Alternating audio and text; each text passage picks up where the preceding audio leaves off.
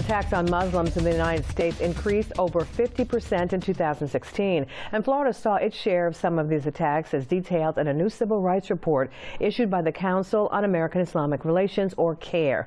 Local spokesperson Rasha Mubarak joins us to elaborate on the findings. Thanks so much for being here. Thanks for having me. Now, the report talks about various forms of discrimination against the Muslim community, so can you give us a breakdown? Absolutely. So what we've seen, interestingly enough, is that this report actually is different from previous reports. Prior, we've seen so much harassment and discrimination from people, individuals, in a societal level, and we've seen that move from the fringes of society to actually people in leadership roles to mainstream. So we've seen people in presidential candidates that are, using that kind of rhetoric, that trying to get voters to vote for them by using fear and intimidation against the Muslim community. So the way that this report is broken down is through the harassment, FBI, employment, denial of religious accommodations, and of course hate crimes.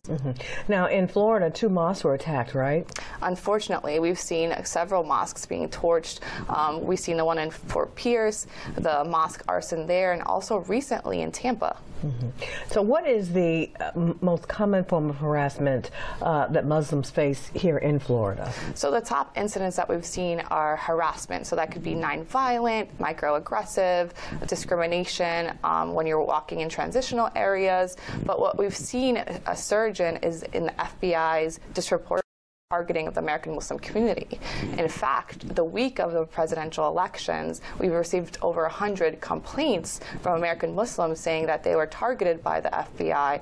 So we're seeing a lot of that. And of course, the hate crimes. A lot of what we're seeing is the sisters that wear headscarves that are visibly and identifiably Muslim on the forefront of a lot of this bigotry. Now, is your organization taking steps to counter the discrimination that's being faced by the Muslim community? Absolutely. So our organization believes that ignorance leads to misunderstanding, misunderstanding leads to fear, fear essentially leads to hate, which ultimately, people become discriminatory and become violent. So we want to be able to kind of break the actual violent cycle. So how do we do that is we promote understanding through advocacy work. In fact, we actually opened up a new department at CAIR-Florida of interfaith work. But obviously, we do also provide free legal services. We provide know your rights training, security trainings, not just for mosques, but churches, synagogues, and community centers. So given the political climate, do you have hope that this trend, can be curbed? Absolutely. I mean, all we can do is hope and continue to work towards that. In Islam, we believe that with adversity comes mercy, and finding that opportunity to make that that mercy happen. And what we've seen in a lot of this climate, a lot of this rhetoric, not just against the Muslim community, but all marginalized communities, is that there's this silver lining. So when the Jewish cemeteries were dismantled, it was the Muslim community that raised over $120,000.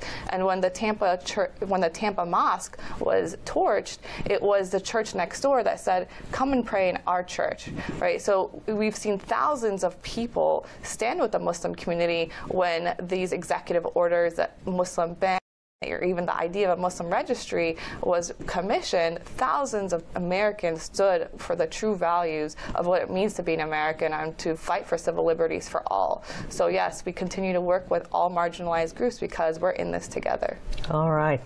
Thank you so much, Rasha Mubarak. Good luck with the organization. And as I said, let there be peace. Yes, thank you.